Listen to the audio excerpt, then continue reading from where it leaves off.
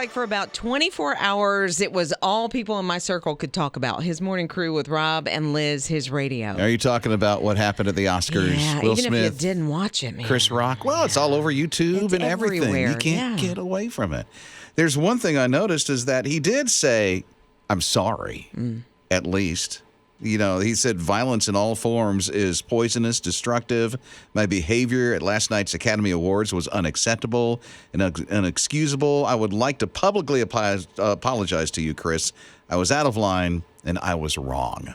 And I don't want to get into, there's a lot of people talking about this, a lot of comments that are going on. Mm-hmm. But the thought that I had in mind is I looked at me and I started looking inward at me and some of the things that I do that are just completely wrong.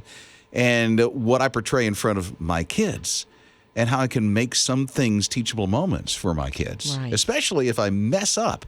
And I mess up a lot. Who doesn't? Every single day we mess up. Mess up a lot. And I'm like, okay, so how can I teach my kids not to mess up like that or to learn from it and to own up to it, Yeah. And I do think in this situation, Chris Rock handled himself pretty well, because because we can't control what other people do. We can only control our reaction to what is happening. And I think in that moment, Chris Rock sort of turned his attention and sort of got on with his job. Kind of turned the other cheek he there, did. He really did. He really did. So in that instance, I hope I can do the same thing and turn the other cheek and not get very upset. I don't think somebody's going to come up and do that to you.